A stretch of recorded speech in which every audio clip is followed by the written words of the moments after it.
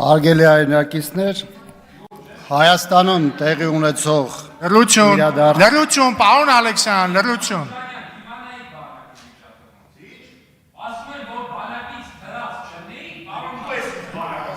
Հարգելի գործընկերներ, լրություն։ Պարոն Մամիջյան, լրություն։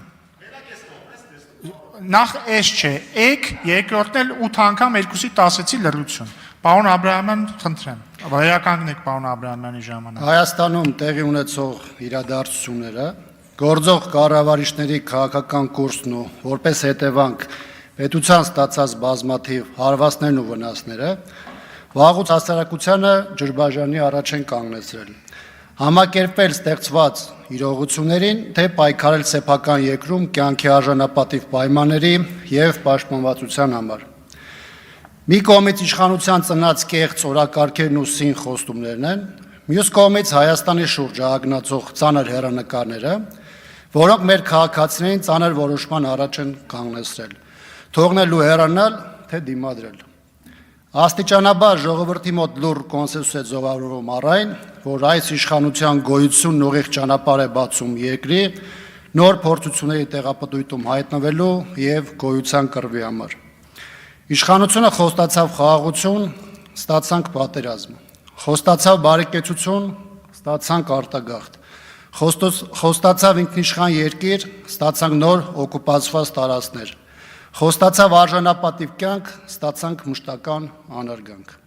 Չկա այլ բան, քան ներկայիս իշխանությունների կապիտուլյացիոն քաղաքականությունը կտրականապես մերժելը, որը լրջորեն խարխլել է Հայաստանի ինքնիշխանության հիմքերը, էականորեն թուլացրել անվտանգության մակարդակը եւ ոտնձգությունների ենթարկել մեր ազգային արժեքները։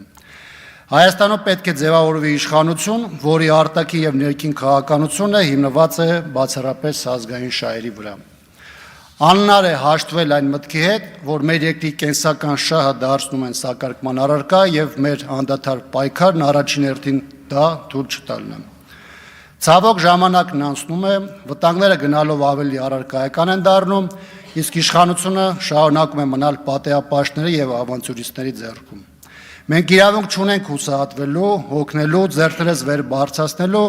քանի դեռ մեր երկրի ու ժողովրդի համար գոյապանական վտանգը չենք չզոքացրել, իսկ մեր երկիրը կառավարող արկածախնդիրները իշխանության ղեկին են։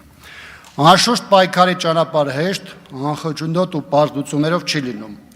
Պետք է մեծացնել դիմադրության ճակատը, բոլոր ուժերը կենտրոնացնել մեկ գլխավոր նպատակի։